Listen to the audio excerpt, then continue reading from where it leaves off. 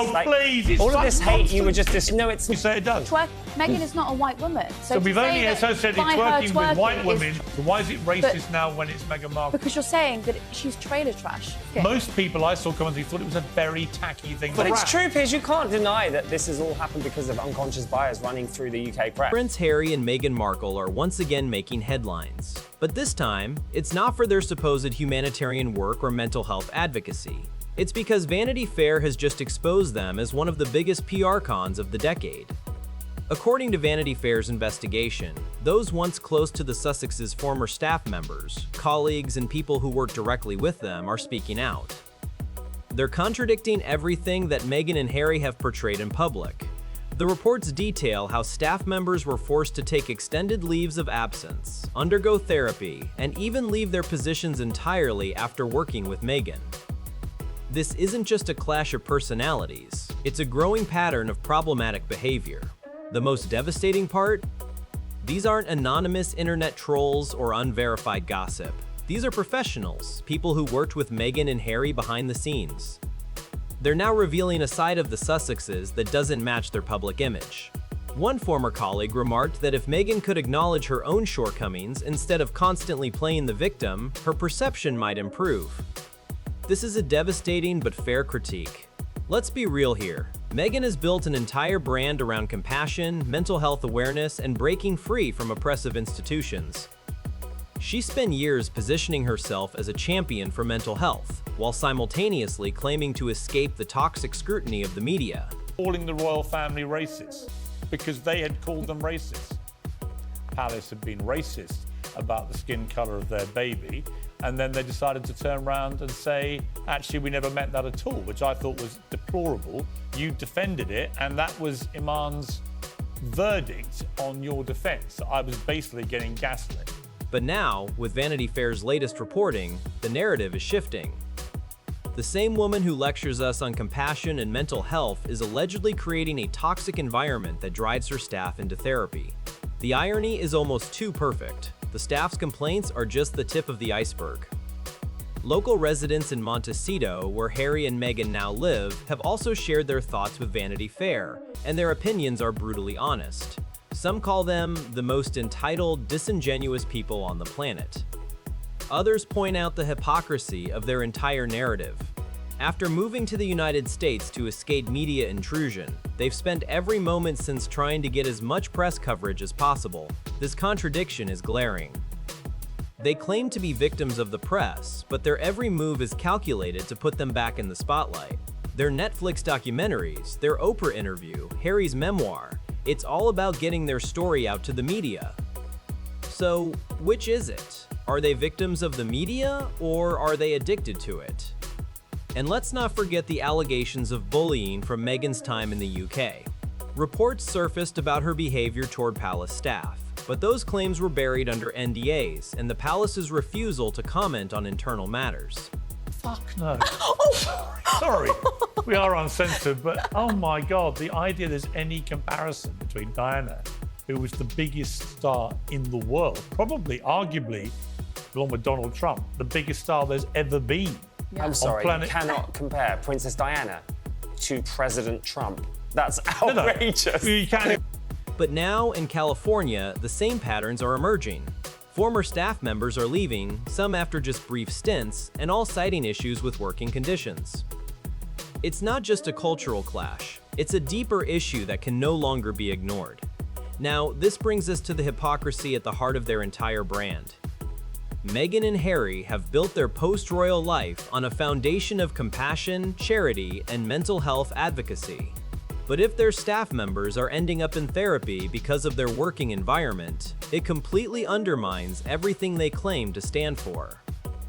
How can they position themselves as advocates for mental health when they're allegedly creating a toxic work environment for their own employees? The sad truth is that the Sussexes are becoming increasingly isolated. They've burned bridges with the royal family, who no longer speak to them. King Charles, William, and even Kate have reportedly cut them off.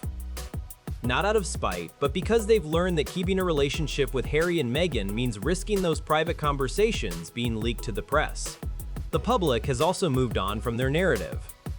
The initial sympathy after their Oprah interview is long gone, and now the constant media presence, while claiming to want privacy, has made people increasingly cynical. And here's where the story gets even more interesting. To black women, I'm going to call you ignorant in spite of your colour if you have a lack of knowledge. Simple as that. Oh, thank you so much. You're welcome. Well, Trisha, come on, you've got to answer the charge. It was basically your ignorance as in lack of knowledge of the subject you were talking about.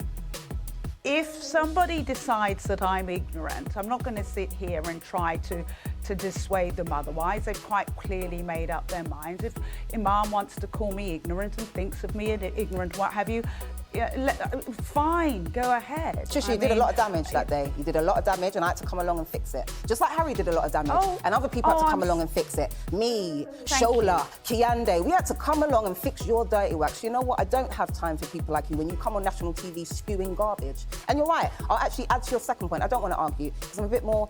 In fact, I don't believe black women should come onto TV arguing, so I'll just leave it at that. I called you ignorant because of your lack of knowledge. They've been lecturing the world about climate change, pushing messages of environmental responsibility, all while flying on private jets. Elton John's, George Clooney's like their taxis. The hypocrisy is glaring. It doesn't just end there. Remember Meghan's $500,000 baby shower in New York? The same day, she and Harry posted messages lecturing the British people about poverty. The irony and detachment from reality are staggering. But what about their privacy? Harry has spent years campaigning against UK newspapers for invading his privacy, and yet he's the one who sat down with Oprah and shared private family conversations. He's the one who wrote a memoir, detailing intimate family moments that no one outside the family should know. He's the one who participated in a Netflix documentary that aired behind-the-scenes family content. So, when they cry about privacy invasions, we can't help but ask, how is it okay for them to sell their family's private moments to the highest bidder, but wrong for the media to report on them? The contradictions don't stop there. According to sources, neither Meghan nor Harry seemed to have a clear plan for how they were going to deliver the content for their multi-million-dollar deals with Spotify, Netflix, and publishers. They secured massive contracts based on their names and controversy, but had no concrete ideas on how to make those deals work. This lack of direction only reinforces the notion that they're grifters people who are more interested in capitalizing on their fame and controversies than actually producing meaningful work. Let's talk about Harry's podcast. His idea was to interview people like Vladimir Putin and Mark Zuckerberg. The concept? To explore how childhood trauma turned these powerful people into sociopaths while Harry remained totally normal. That's not just a tone-deaf podcast idea, it's delusional. Personally, so I just want to throw that out there. Secondly, I never called you ignorant because you didn't agree with my opinion. I called you ignorant because you have a lack of knowledge. There's a clear difference, and it was never about a view, it's about just understanding facts. And when we talk about unconscious bias, that's based on feeling. That is a fact, Trisha. Harry believes he's somehow exempt from the childhood damage that affects everyone else. It's a level of self-delusion that's honestly concerning. And that brings us to Meghan's new lifestyle show. She's trying to become the next Martha Stewart, showcasing her life in a luxurious California mansion. On the surface, it seems like a pretty standard celebrity lifestyle show. But the timing and optics are disastrous. Los Angeles has just experienced the worst fires in the city's history, displacing thousands. In the midst of this tragedy, Meghan's show is set to air, where she cooks expensive food surrounded by celebrities in a mansion. It's tone-deaf, inappropriate, and shows a complete detachment from the reality faced by ordinary people. It's the same situation as her baby shower, where she lectured people about poverty while surrounded by luxury. But this time, it's even worse. The show has been in production for months, and they've had plenty of opportunities to delay or adjust the launch. But no, it's still going forward. And that's a fundamental failure in public relations. It's a failure to read the room, a failure to understand what the public wants or needs. So, what happens when the public stops believing? When Vanity Fair, a magazine that once celebrated Meghan, publishes detailed allegations about workplace toxicity, it's not just a scandal, it's a cultural shift. The American media, which once embraced them as victims of the monarchy, is now starting to turn on them. Not nonsense. They put little emojis on their faces like that's supposed to protect them. So Like, it either can't use appear your in a kids, newspaper. I'm not either sure- use your kids or don't use them. Can I just say the bump argument, if a surrogate had those babies, there is a question as to whether or not they're in the line of... Public is growing weary of their contradictions, their hypocrisy, and their never-ending quest for attention. The reality is that their relevance is fading. They've gone from being seen as victims to being seen as opportunists. The sympathy is gone. The public is tired of hearing the same grievances repeated over and over. Every time they try to do something new, it falls flat.